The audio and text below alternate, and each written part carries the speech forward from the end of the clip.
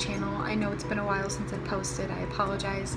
My life has been kind of hectic lately. Anyway, let's get straight to the topic.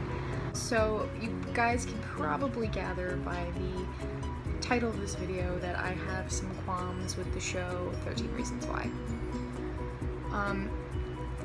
For those of you who don't know what 13 Reasons Why is, 13 Reasons Why is about this girl named Hannah Baker who is a high school student and she commits suicide.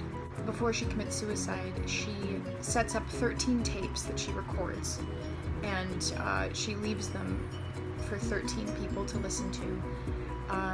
And the tapes, each tape is about a different person and a different reason why she decided to kill herself, or reasons that led up to her decision to kill herself. And she leaves them for those people to hear because they're the people who she believes influenced her decision. I think as a psychology student and as a person who has this channel specifically for mental health and going about mental health the right way, I thought it would be appropriate to broach the topic of the show. I think to me, very obvious, my first problem is, and this man named, what was his name? Jack Van Noord, or Noord, I don't know how to pronounce his last name.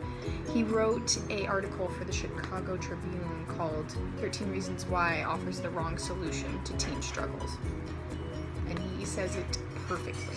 He says, and I quote, "The series conveys the idea that if your voice goes unheard in life, your death can serve as an amplifier, and an exclamation point if you will, ensuring that your message is heard loud and clear after you're gone."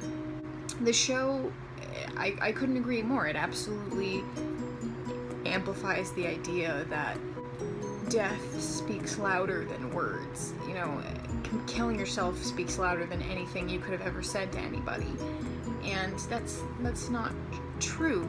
Don't get me wrong, this show also conveys that there's no adult she can really go to, or anyone she can really go to, which there is truth to that. There's a lot of people that, even adults, that can't handle the situation that wouldn't be healthy for her to go to. But the fact that they offered no one to go to. Her parents were too deep in their own shit. All the kids were completely convoluted little assholes. And all the teachers were corrupt. Even the guidance counselor. It's a mess, and I just don't like how they depicted that, you know, her only option was to kill herself for people to hear her. The author also says, and I quote, "The show also depicts not one but 2 rape scenes. And the final episode unblinkingly shows Hannah take her own life by slitting her wrists. If this were a movie released in the theaters, it would be tagged with an R rating." Because I'm also a creative writer, so from a creative writing standpoint, you want people to feel, you want them to understand how serious the situation is, especially since this girl killed herself. You want to convey that it's serious, but at the same time, a lot of young teens, even middle schoolers, are watching this show. I just think such graphic scenes give them the wrong idea. Again, romanticizes killing yourself, but also I feel like there's so much violence and gore and stuff on TV, and it serves as like a good and a bad. Like, I feel like in a lot of ways it's like, okay, you're seeing all this on TV, so you're kind of desensitized to it, but at the same time you're desensitized to it and you don't understand how fully awful it is. There's a quote, and I forget who it's by, but they say, "Tragedies are most bearable in the form of a story." And I feel like, you know, everyone has their story, and obviously this is the story about this girl, but I don't think it's very appropriate for some viewers who are watching it to watch it. So, and I quote from the article, he says, "The message of the series, intended or not, is that while justice may be elusive in life, it may be achieved in death. Most unsettling is the notion that one's suicide can serve as a catalyst to get the wheels of justice turning." And that's what kills me the most. Like, especially like this show and like the time it's come out, there have been so many horrible incidents where kids kill themselves and stuff. Or you know, kids killing themselves, or mass school shootings, because these kids, you know, obviously some of them, especially if you're going to do something like a school shooting, there's obviously something wrong with them in the head and they need help. And you'd think that like anti-bullying and like mental health would be more of a serious topic in school, and I know the show conveys them in like health class and their teacher talks about some stuff, but there was a scene where there was like an anonymous bag that you can ask questions or you can leave comments or concerns, and the health teacher would read it at the beginning of the class, and Hannah left a note in there like basically like life is useless and I feel useless, like very much like someone who is considering taking their own life.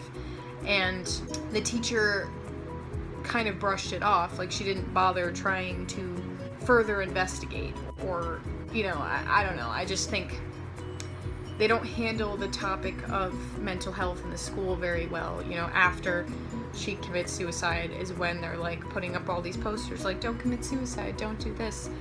And I think that's not a very good way to, that's more like propaganda. It's not really like mental health awareness or like how to deal with bullying or anything. I don't think the programs set in motion are very, at least in the show. I can't speak for the rest of the, America and how their health classes are, but at least in the show it conveys them to be very lackluster and leaving you wanting more, and I didn't like that. So last quote from this article. Hannah makes and distributes the tapes to convince the 13 people of their culpability in her suicide. She, and eventually the 13 people, believe that they in some way are each responsible for her death. But in truth, only one person controlled whether Hannah lived or died. No matter how horrible some of the things the others did, only one person had control over Hannah's future. The series advances the idea that blame for Hannah's self-inflicted death could be disseminated among many people when in fact only one person was responsible for her death, which was Hannah. Now, I completely agree. And I'm not trying to brush over or sugarcoat, she was raped. She was bullied. And a lot of kids in the show were like, oh, even some of the adults were like, oh, she's kind of taking some things too seriously. I remember the principal himself said something along the lines like, I'm not gonna be held responsible for some girl who saw like she was a cum dumpster written in the bathroom and then took her own life for it.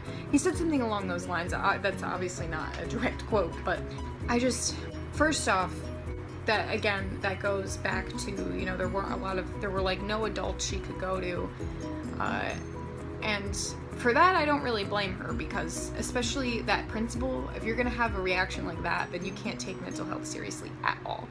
Just because something doesn't seem serious to you doesn't mean it isn't to somebody else. And again, I just hate that they offered like no like solid person that she can actually go to that like actually could make a difference. I know these people bullied her, and in that regard they should be held responsible. One kid stalked her, took pictures of her through her bedroom window. That's a crime, that's a felony. He should be serving time or whatever. A few girls bullied her, that kid raped her. He should be in prison. That girl should be, she should have been suspended or put in detention or something. They should have been reprimanded, not blamed for her death. Because ultimately she did choose to kill herself.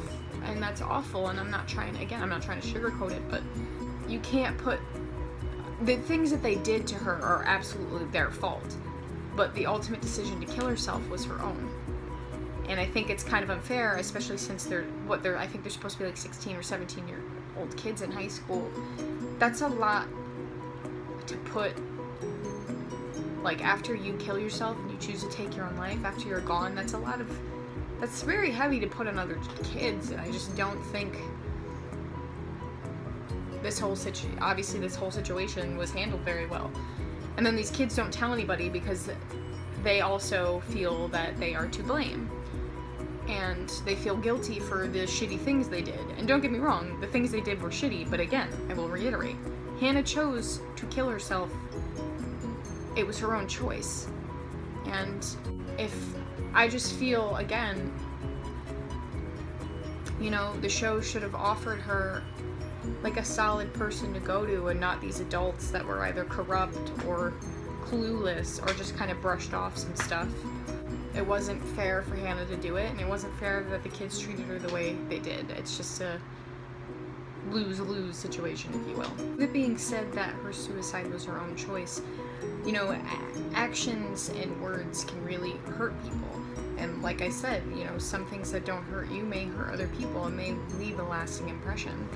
And so to some degree, these kids are at fault, but at the same time, they didn't kill her. Hannah killed herself. And again, to some degree, they need to be reprimanded. They need to be held accountable for their actions without being blamed for Hannah's death. And not only did they not offer solutions for Hannah, but they don't offer guidance or like a lot of corrective behavior for bullies. And that's even a huge problem in society. You know, there's a lot of victim blaming. There's a lot of, well, you know, there's a lot of propaganda for like, especially like when I went away to college, you know, be weary of going to a party if you're a girl and don't have too many drinks or whatever. And it's like, maybe, you know, you should be offering programs or offering solutions for people who are fucked up enough to want to do something like that. You know, instead of teaching girls, or not, and it's not just girls that are assaulted or hurt, but instead of teaching people, you know, don't be a victim in the situation because you're going to be ultimately victim blamed, maybe you should be like, hey, maybe don't fucking rape people. Don't bully people because it's not right. Again, this goes back to when I said a lot of kids who choose to kill themselves or, you know, do things like a mass school shooting or even bullying, there's something wrong with them and they need help. I'm not saying that Hannah is necessarily the villain here, but these kids who bullied her, they obviously need to be reprimanded and they obviously need to be helped. I feel like a lot of like social norms, like that kid, the kid who raped her and that girl. But I think her name was Jessica. You know, people think don't fucking rape because it's not fucking right, and it's not. But there's so many socially acceptable things. You know, fucking a girl while she's unconscious, and a lot of people teach their kids, or there's a lot of cultures that are okay with that, and it's amplified. What he did was wrong, and he should totally be held accountable for it, but a lot of these adults, these convoluted adults, aren't really going against the grain. They're not really realizing that a lot of what is happening is very like rape culture and societal double standards and just bullying because kids need help. I can't reiterate enough that the programs for the kids who need help, whether they are the victim or the bully, there's no programs. You know, there should be programs for bullies and there should be programs for victims, and I think they should be better. You know, if you know, a correctional facility, they have programs that are gonna fix these people. Okay, if you're gonna put that in a prison, I know it may sound a little harsh, but I think it should be put into a school system as well. A lot of these, you know, actions of bullies or people who wind up in prison, they get there by actions and things that they were taught were normal when they were young. So I think in order to help people and nip situations or nip people like murderers and rapists and robbers and people like that in the bud is to help them when they're kids and they are vulnerable. You're not mature enough and you're not, you need guidance, and none of these adults gave to them.